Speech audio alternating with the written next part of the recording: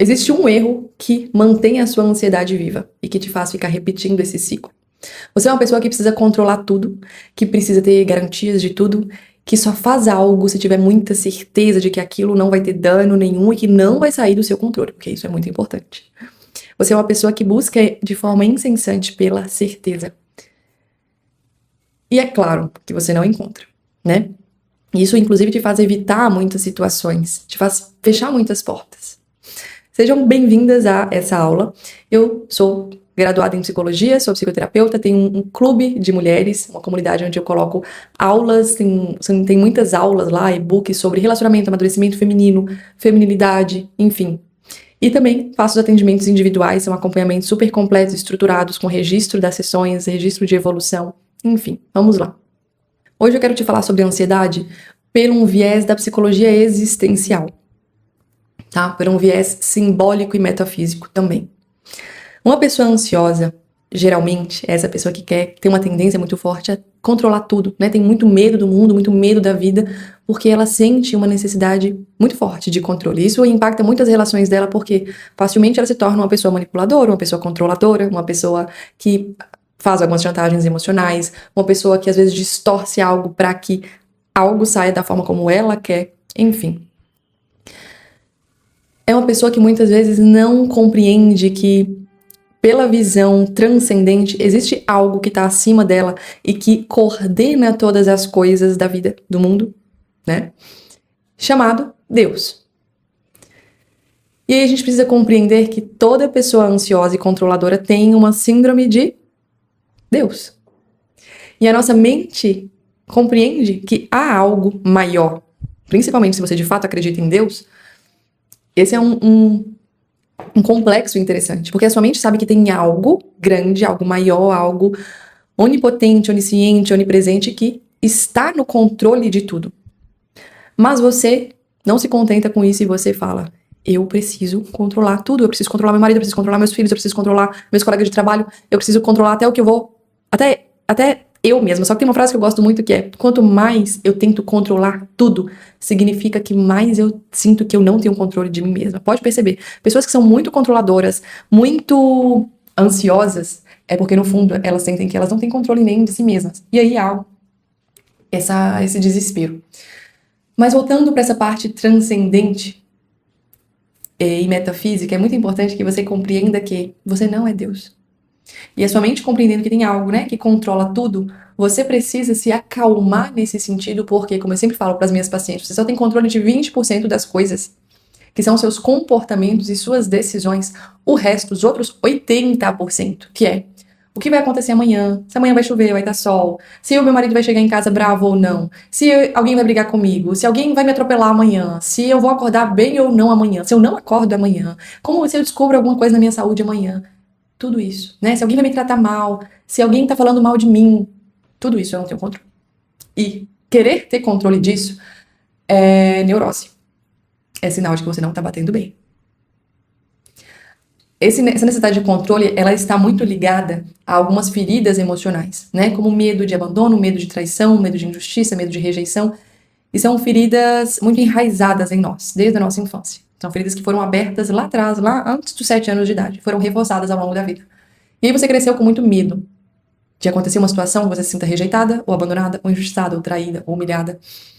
E aí você tenta de uma forma um tanto quanto irreal, né, descolada da realidade, manter o controle dessas coisas. Só que não funciona, porque você só tem controle de 20%.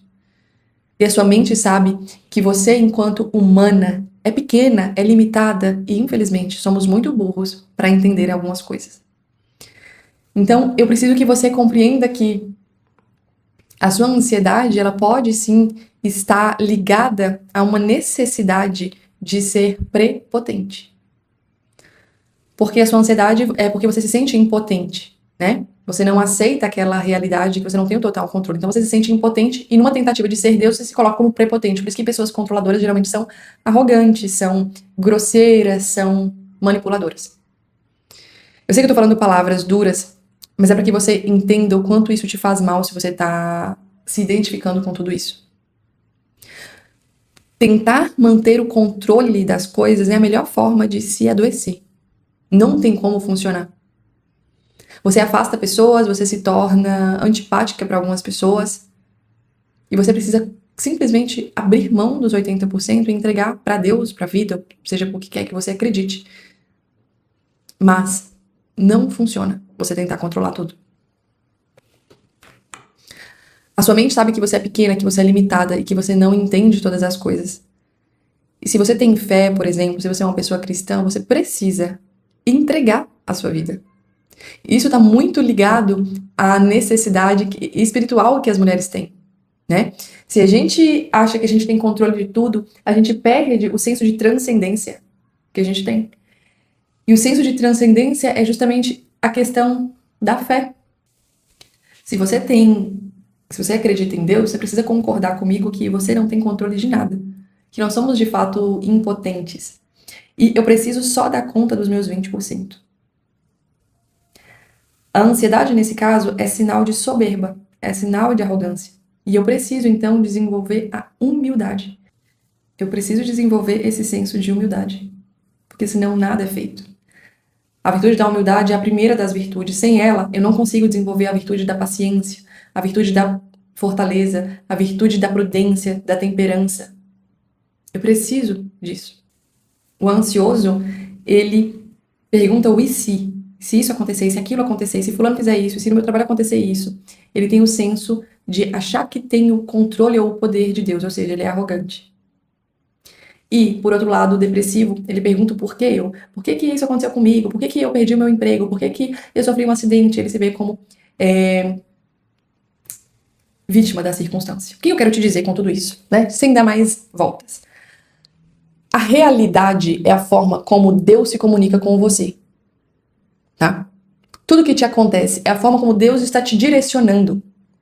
Portanto, a realidade, ela não é punitiva. Quando te acontece algo ruim, ou quando você está frustrada, ou quando você está se sentindo mal, ou quando você tem uma notícia ruim, não é a realidade te frustrando. Tem uma frase que eu gosto muito que é: os problemas são professores amorosos. Quando a sua realidade está te punindo, quando você acha que a sua realidade está te punindo, ela está, na verdade, te fazendo recalcular a rota, ou te fazendo enxergar algo que você não estava enxergando, ou te lembrando que você precisa fechar uma porta. A gente precisa compreender esse viés. A realidade é a forma como Deus se comunica com você. E Ele é um Deus extremamente inteligente, extremamente amoroso, extremamente potente. E Ele ama você. Portanto, a sua realidade, ela te ama. E por isso você tem que amar a sua circunstância também. Senão, ou você vira o ansioso, ou você vira o deprimido. Ou você vira o arrogante que fala: eu preciso controlar tudo para eu ter mais coisas e me sentir mais potente. Ou você vira o depressivo que é revoltado com a realidade e acha que a realidade está sempre punindo, sempre amargurando ele, quando na verdade não é isso. A realidade é que eu preciso enxergar a vida com essa verdade, não com esse descolamento, como se eu fosse arrogante ou vítima. Entende? Eu preciso olhar para a realidade e questionar o que isso está querendo dizer. O que eu posso aprender com isso? O que a vida está querendo me mostrar? A vida não está querendo me punir, não tem ninguém querendo puxar o meu tapete. É só a vida me mostrando algo que eu preciso enxergar. Essa é uma pergunta que eu sempre faço para algum paciente quando chega e me conta algo que aconteceu, algo ruim, né? Olha, eu perdi meu emprego, olha, meu sócio me deu um golpe, olha, meu marido me traiu, ou meu marido tá muito ciumento, O que isso tá querendo te dizer? O que se a vida estivesse te mandando uma mensagem, querendo te transmitir uma mensagem através desse momento de sofrimento, o que você acha que ela estaria querendo te dizer? Se a realidade te ama, se é uma forma como Deus se comunica com você, por quê isso está acontecendo? A realidade não está te punindo. Isso não está te acontecendo para te amaldiçoar, para te azarar. Não. Às vezes, o bom pai não é o pai que te promete muitas coisas e que te dá tudo nas mãos. É o pai que te faz merecer aquilo. É o pai que te ensina como. Entende? E eu sei que você pode estar assistindo essa aula e pensando: nossa, mas eu acho que isso está indo para um lado espiritual demais. Esse é um dos pontos, tá? Eu tô fazendo uma série de aulas sobre a ansiedade. E aqui é um dos pontos que podem ou não justificar a sua ansiedade.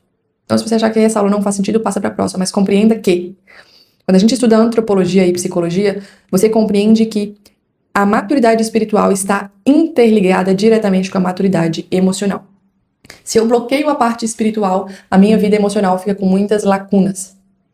Então, busca pensar sobre isso. Quanto mais madura, ordenada, inteligente emocional é uma pessoa, naturalmente, mais inteligente e madura espiritualmente ela é também. E esse foi um aprendizado que eu tive em um momento que eu passava por uma ansiedade muito grande.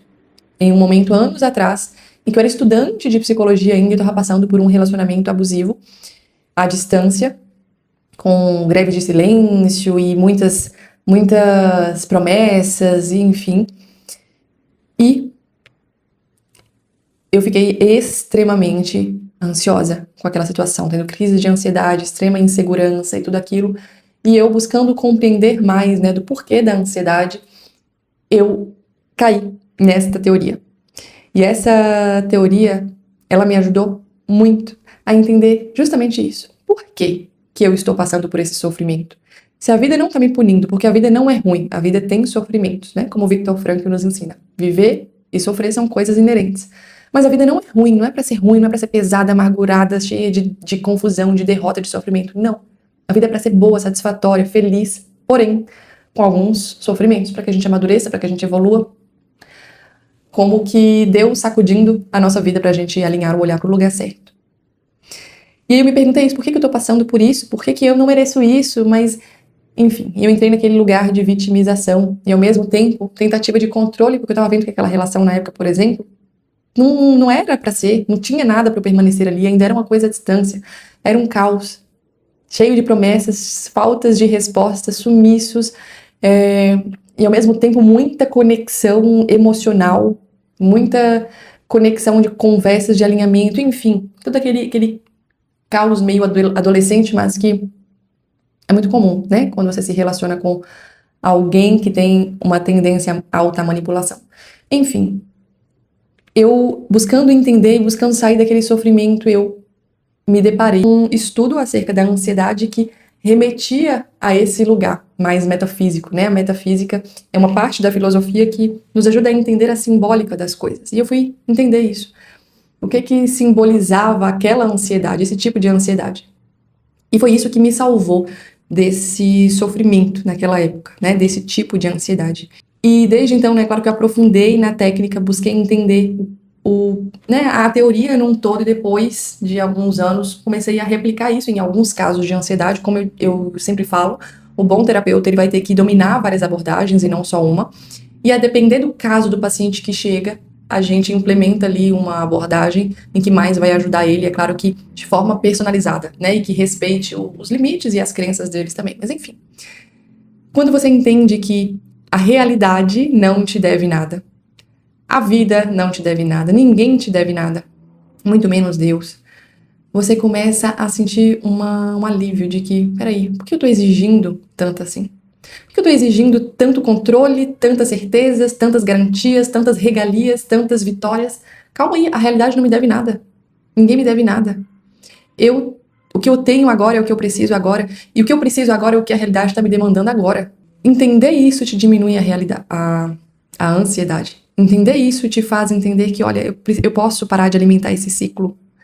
Porque quem tem ansiedade sabe o quanto que isso, né, quem tem ou já teve crise de ansiedade, ou situações em que você ficou extremamente ansioso ali com algo, seja relação, seja questão de trabalho, decisão, que te consome 100% da sua atenção, da sua energia psíquica, sabe o quanto que isso é degradante. E não é à toa que hoje nós estamos com a maioria das pessoas tão vazias espiritualmente, mas estão extremamente ansiosas e deprimidas.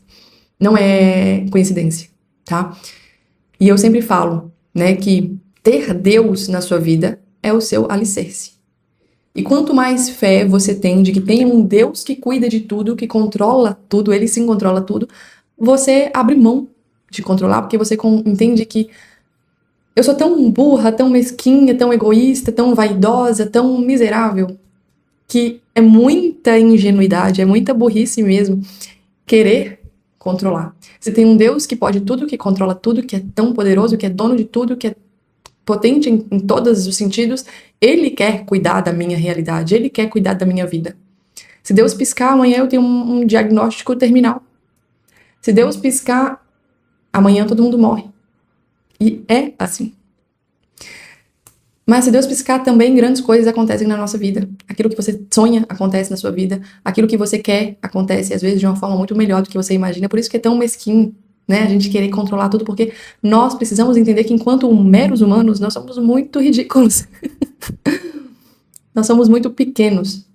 E eu não falo ridículos no sentido da gente se depreciar, mas no sentido da gente entender a nossa pequenez. Entender que a gente não é tão importante assim. A gente precisa se levar menos a sério, sabe? E levar o que realmente importa a sério.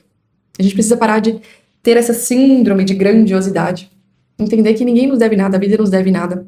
Mas que sim, a gente deve querer ter uma vida satisfatória, deve querer ser felizes mesmo, deve querer ter relacionamentos bons, prosperar. É digno isso, não é indigno, é justo, tá tudo certo. Mas tendo substância de vida. Entendendo que a realidade, ela te ama e ela não tá contra você. E que tudo que te acontece, toda a sua circunstância, é Deus cuidando de você de alguma forma, por mais que a sua circunstância não esteja tão favorável. Às vezes, a vida nos coloca em sofrimentos para nos ajudar mesmo a mudar o foco, a recalcular a rota. Eu sempre falo com alguns pacientes, quando chegam, né, e falam assim, olha, minha vida tá uma bagunça, tá tudo errado, meu casamento tá um caos, meu trabalho tá um caos, eu tô sem dinheiro, meus filhos não sei o quê. Eu falo, olha, calma. Quando tudo tá um caos, é a vida te chamando a colocar ordem na bagunça. É a vida te chamando a colocar cada coisa em seu devido lugar. Então, agradeça pelo caos. Que bom. Às vezes, se você não tivesse nesse turbilhão, você ia manter uma vida ruim, achando que estava boa. Então, agradeça pelo caos, agradeça pelo sofrimento, porque ele é um professor amoroso. Ele tá te ensinando que, olha, você tá sofrendo agora porque tem coisas que precisam ser lapidadas em você para você ir pro próximo passo. Eu atendi esses dias uma paciente que estava muito ansiosa, com muitas crises no namoro dela, e, enfim, e eu perguntei, você acha que você tá nesse relacionamento tão ruim com uma pessoa que você julga como fraca, como passivo, como acomodado? Por quê? O que a vida tá querendo te mostrar com isso?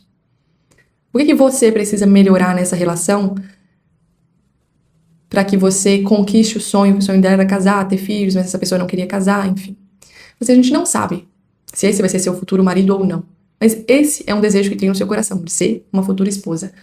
As relações, elas servem para nos amadurecer. Então, se você tá passando por um namoro ruim, você considera ruim, que você não tá feliz, você não tá satisfeita, essa relação, você precisa agradecer por ela. Não no sentido de se acomodar. Você tem que rever para saber se faz sentido ficar ou não, e eu te recomendo que não perca o seu tempo, porque você é jovem, e a nossa juventude vale muito. Mas talvez você esteja passando por uma relação assim porque você precisa amadurecer para ser lapidada para o que você quer ser lá na frente. Ela falou, nossa, realmente eu acho que eu preciso...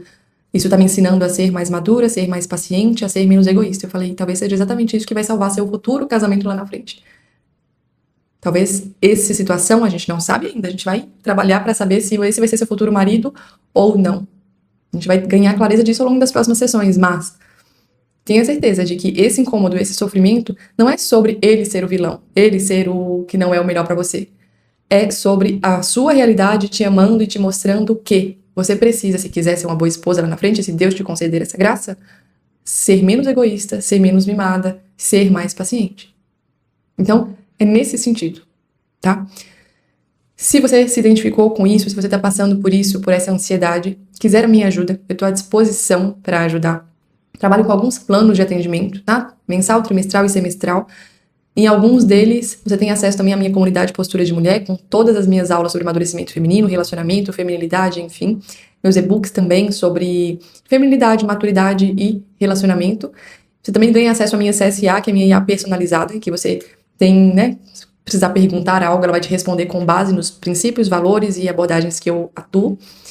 E além disso, você também tem uma plataforma de acompanhamento de evolução, onde você vai ter o registro, né, o resumo de todas as sessões, todos os encontros, as atividades, a evolução lá dentro. É muito interessante, tá? E as pacientes têm gostado muito e o melhor, resultados na prática.